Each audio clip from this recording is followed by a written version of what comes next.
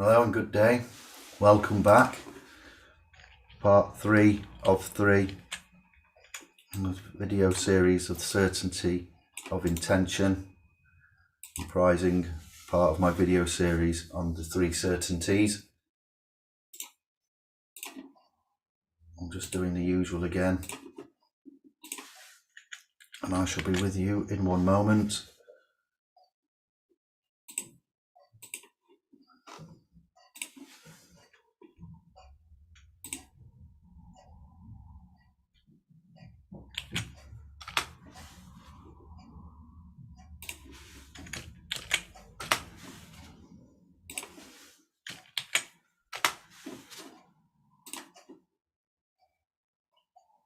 Very good.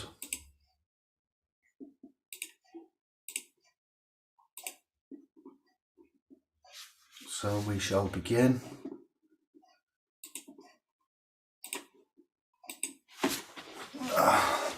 Just adjust my cushion. Part 3 of 3. Let me get the screen up to share for you.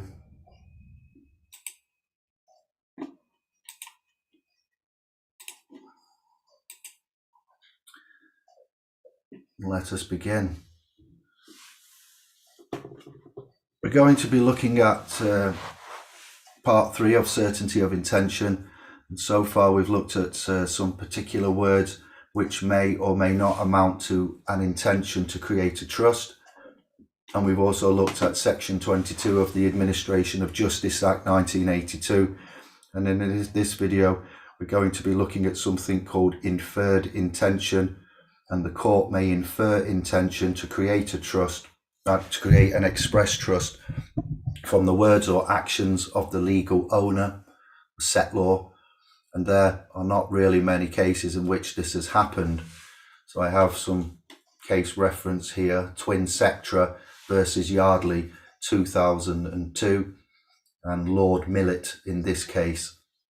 And he said, a settlor must of course possess the necessary intention to create a trust, but his subjective intentions are irrelevant if he enters into arrangements which have the effect of creating a trust. It is not necessary that he should appreciate that they do so. It is sufficient that he intends to enter into them. So he says that intention is objective and not subjective. Intention is about whether the reasonable person believes the settlor intended to create an express trust. The settlor doesn't need to know they are creating a trust, nor even know that a trust even exists. So just let that sink in. And I will continue on and try to explain that. If their actions or words have the effect of creating a trust, the court will infer intention from those words or actions. Remember, we're talking about express trusts. We also have a case of Paul and Constance. Now, this is probably the best example of the court inferring intention, and it is found and referenced within the publications that I've got that are available, authored by Professor Alistair Hudson. So here's a little bit of fun. It isn't fun, but it's a little bit of light-hearted comedy regarding the court's inferring intention. So it's Paul versus Constance, 1977. So it's one of the more recent cases. It's not more than 50 years old. In this case, Mr. Constance left his wife to live with his mistress, Mrs. Paul, and Constance received a court award of £950 for an injury suffered at work, and subsequently to which Constance and Paul decided to set up a joint bank account.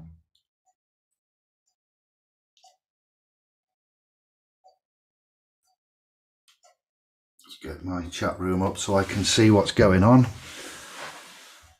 After visiting the bank, they were advised that the account should be set up in the name of Constance alone, because the couple were not married. Therefore, Constance was the common law owner of the account.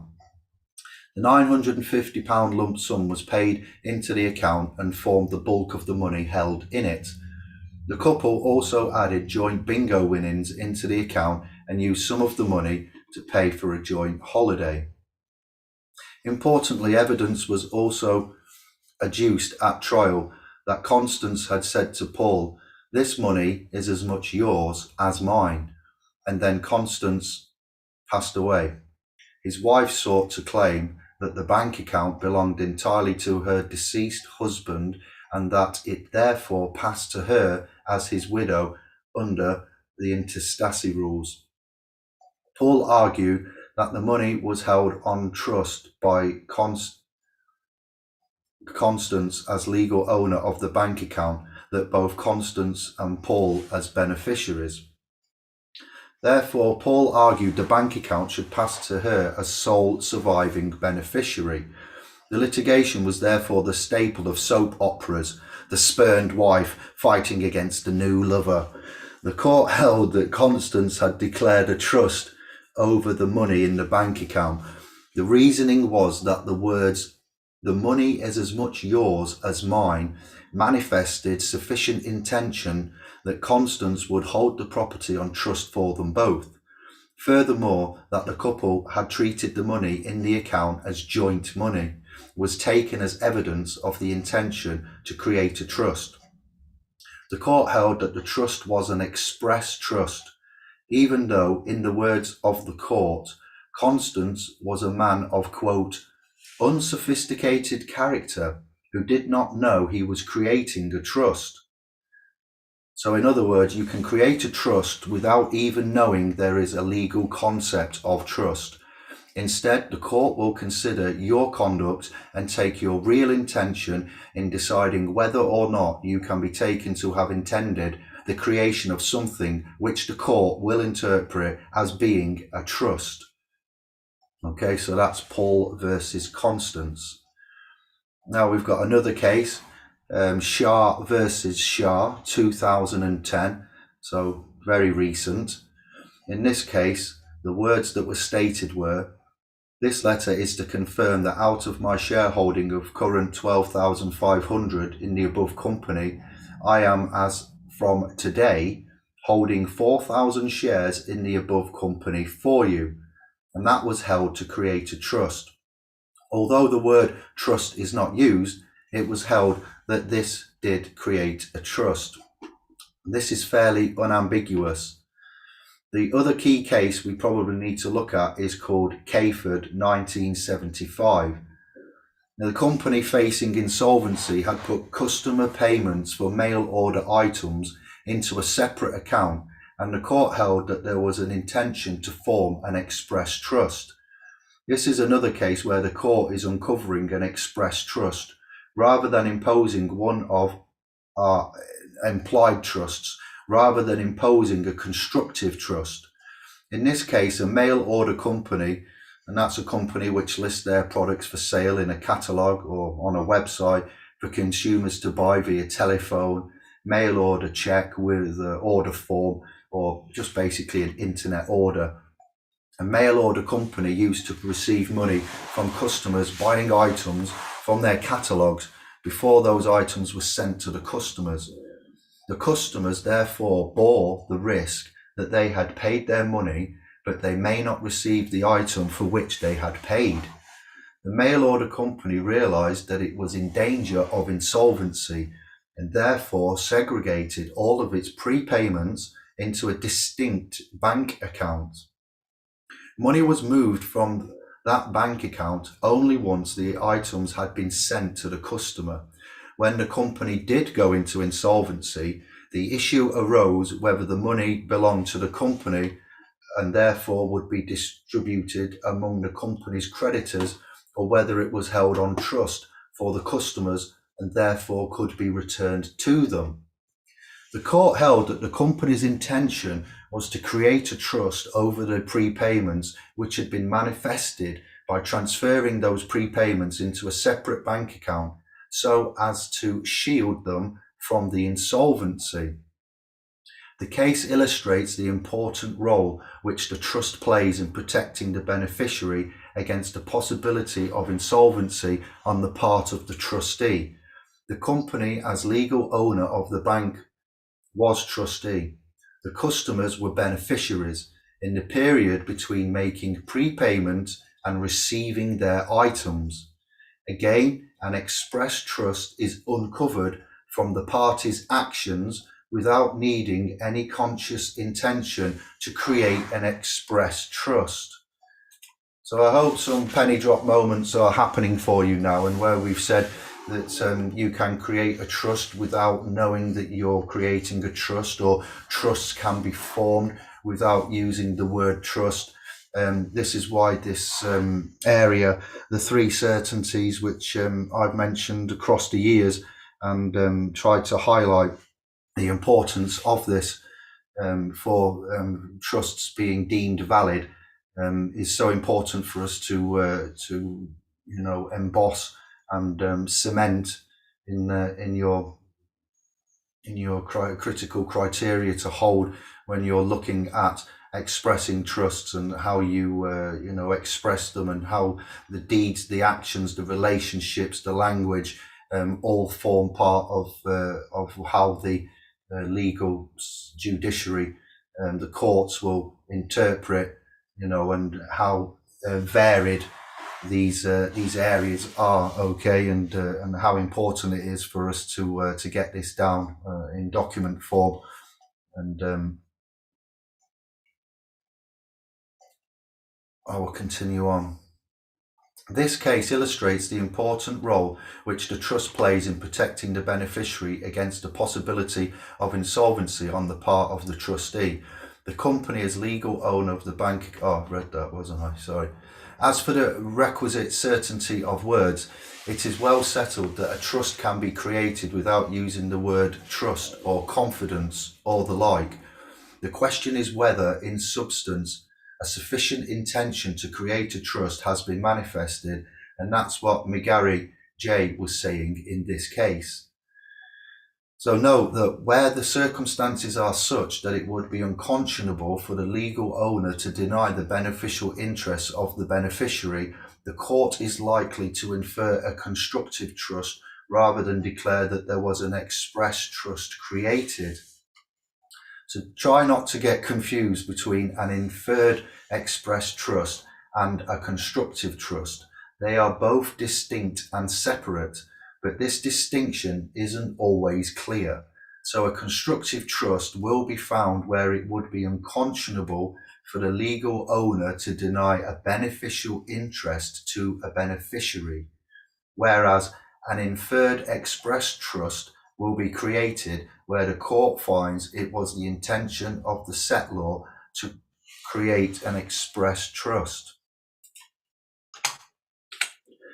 Now the other case is Jones versus Locke, 1865.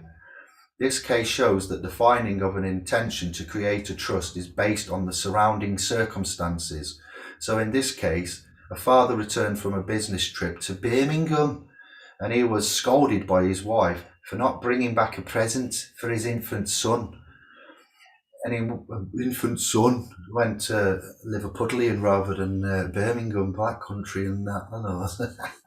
In what appears to be a sort of a bit of a temper, he went upstairs and wrote a cheque out in favour of himself as payee, went back downstairs and shouted, "Look, here, I give this to the baby," and thrust the cheque into the baby's hands, allegedly. I find that hard to believe, but maybe the baby took the paper from the father.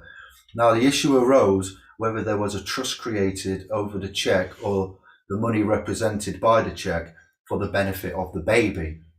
It was found that there had not been a perfect gift of the cheque. Why? Because it was made out in the father's name without having been endorsed in favour of the baby. The court held further that there was nothing to indicate an intention to create a trust of the cheque. Rather, the father's intention was to either make a gift or simply to make a point to his wife, in which case he intended nothing at all. Lord Cranworth found that the arguments for a trust was merely an attempt to circumvent the failure to make an effective gift by advancing an argument for trust.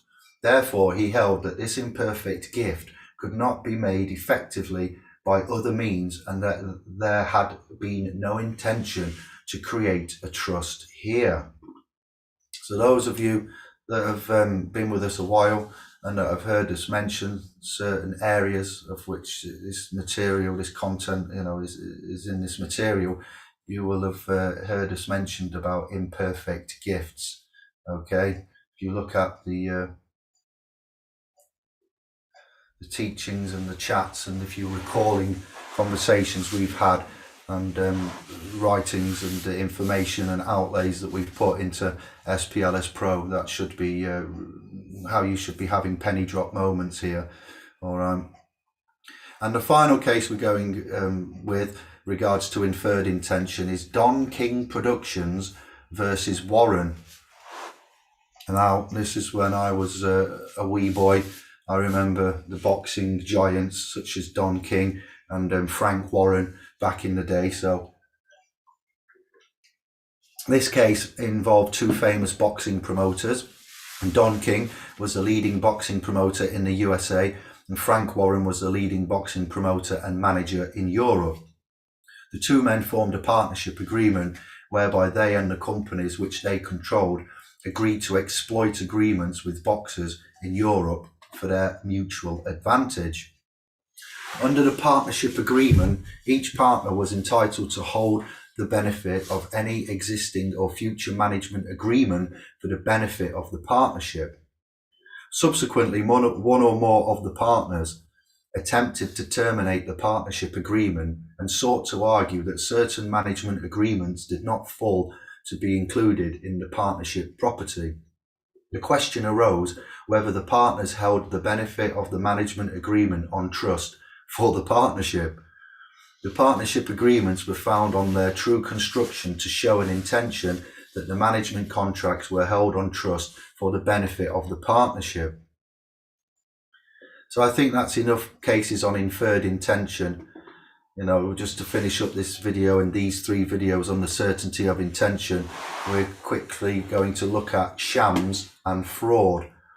In some circumstances, an express declaration of trust may not form a trust if the transaction is a sham or fraud.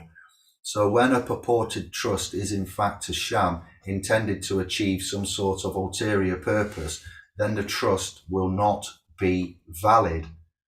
A sham is a scheme of action which seeks to create the impression that the state of affairs is X, where it is in fact Y. Sham trusts are used to avoid liability to tax by pretending that property is held on trust, or frequently so as to attempt to place property beyond the reach of creditors in insolvency. So when we say the house wins 9 times out of 10, and those that seek equity must do equity, and you must have clean hands, here we go. There are a number of cases on resulting trusts in which the absolute owner of property have sought to disguise their ownership of that property, perhaps to avoid creditors, by purportedly transferring it to other people with the intention of recovering the property in the future. Perhaps when the creditors have given up the chase. So frequently these have been unlawful attempts to put property beyond the reach of creditors, another extra word there, often by putting up property into the names of, say, family members. In the following case, a trust was attempted to be created so as to shield the property from their creditors, contrary to insolvency law. Midland Bank versus Wyatt, 1995. Man created express trust of family home, making himself trustee for his wife and children. Mr. Wyatt sought to protect himself against the possibility of business failure by setting the family home on trust for the benefit of his wife and his daughter. In time, Mr. Wyatt business went into insolvency, owing money to the claimant bank. Mr. Wyatt sought to rely on the purported declaration of trust. The problem was, however, it transpired that neither his wife nor his daughter had been informed of the trust. Significantly, when Mr. Wyatt had separated from his wife's solicitor had not been informed of the existence of the trust when calculating the wife's beneficial interest in the property held under the divorce settlement. Therefore, the court held that the trust had been a sham, the sole purpose of which had been attempted to put the property beyond the reach of Mr. Wyatt's creditors and not to organise the equitable interest in the family home and administration of the estate. So that's one example where the courts will find sham or fraud. I hope that was easy for you to understand. Consequences. And finally, consequences where a trust fails for lack of certainty of intention. There is no trust and the legal owner takes the property absolutely. Thus, in Lamb versus Eames, where the widow had left the property outside the family against the wishes of her late husband, there was no trust, and the widow, who was the legal owner under the will, also held the beneficial title. Accordingly, the property was hers to dispose of as she wished. For example, if a trust is created by the legal owner but it fails due to lack of certainty of intention, then the legal owner will also be deemed to hold the beneficial title. Excellent. That is the end of certainty of intention, and in the next 3-part video series, video 4, 5 and 6 out of total of 9, we're going to be looking at certainty of subject matter. But before that video presentation is brought to you, I shall be next doing 2 short videos on the rule against perpetuities. Easy Barnster. Hello to the 7 that are watching now. These documents, once finished and finalised, will be given to you, and they will be uploaded within our private pages containing our equity and trust orientation lessons. We're going to restart these lessons soon, and you are all able to enroll on these lessons for a £50 donation. More information to follow for those wishing to come and learn with us. So you would join our home pages, www.splspro.com, and you would become a private supporter of our foundation educational private trust, and then you would contact me through the website, or you email contact@splspro.com and use the subject in the email of equity and trust, and then I will help you once you're confirmed as being a supporter of our private foundation trust, get access to those pages after a successful donation. Also, supporters of this channel, you may want to click become a member on Indiglo, and for those that are members level 2 to 4, then you may also gain access by becoming a supporter of this channel, Indiglo. With Jordan Maxwell, throat clear there. We would say RIP to a great man known as Jordan Maxwell, despite the gossip that goes around about him. I do believe he has passed recently. He's been fundamental to me and to many of us in understanding our positions within this realm, and the institutions and organisations and priories and craziness that is before us today, amongst other men. But yes, we'll give a moment to pay homage to that great man. And we'll give a moment to pay homage to our administrators, my scribes, my supporters, of this channel, and I hope that we'll be seeing more of you. Bosh, see, it can be done. Short, concise, focused videos on relevant subject matter, working through the areas of key importance, critical criteria that you need to be aware of. And once again, I need to reiterate that if you haven't considered drafting, expressing a last will and testament, it shouldn't be something, it's not a document, an instrument even, that should be left till the last minute.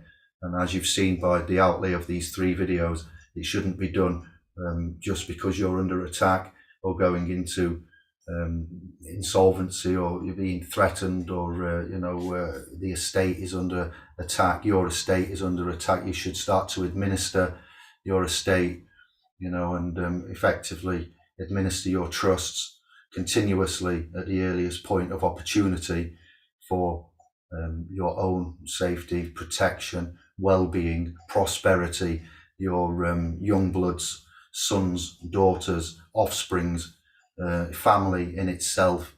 All right, and you should do that at the earliest opportunity. If you need help or further guidance and information on how to draft a homemade last will and testament, and to how to make it enforceable under English common law, meaning the laws of England and Wales, and that will be able to be recognised as a valid trust, express trust, and then we will help you do so. If you look at our homepage, let me just get this up. I'm going to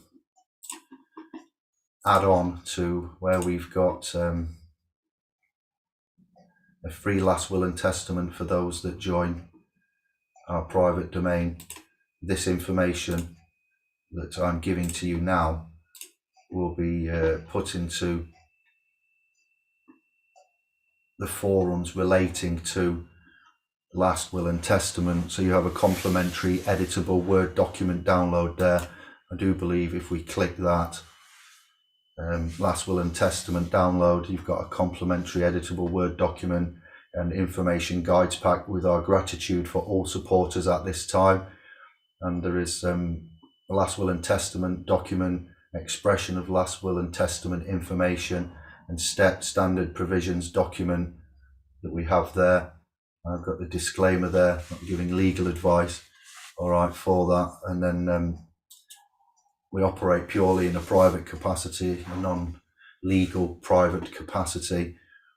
And we have a last will and testament forum that I have amongst all of these. What we have, there we go, and it's got relevant information that you would find useful in there.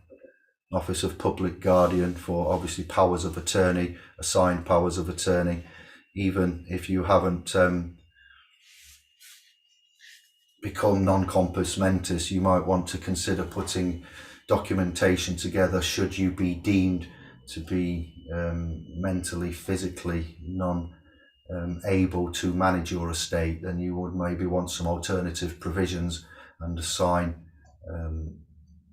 some parties to manage your estate, health as well. That's you, yourself, your family, your mortgage, your rent, your pets, your bills, your bank accounts, and things like that. Should anything happen to you in the future, again, it's not a document or instruments that need doing last minute. We need to stop doing things last minute and start to plan forward. Prevention is better than cure. Perfect planning prevents piss poor performance, I do believe, is the other saying that I had drilled into me in my youth. I won't tell you from where, but I'm sure some of you will be aware of that too. So you would need to look at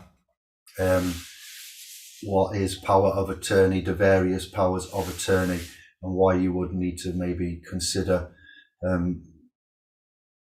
drafting that, because a last will and testament only comes into effect when you are no longer here. If you are for some reason unable to manage yourself, your family, your estate, your finances, your health and things like that, then you're still here, and you would need some alternative provisions in place should such an eventuality occur. as I will reiterate, a last will and testament only comes into effect when you pass, when we pass. Okay, so until you pass, that's not going to be relevant, recognised or useful until that time. All right, so it's of utmost importance that alongside this video presentation, we also remind you that there are alternative provisions and measures that you can, protective measures, on this self-help masterclass of sovereignty, self-governing, self-management, self-interested areas of our private affairs. All right, so we are not public and commercial. This is down to private property, non-commercial, private estate management. I hope that has put a smile on your boat race and made you feel a bit better. I hope it's done what it needed to do.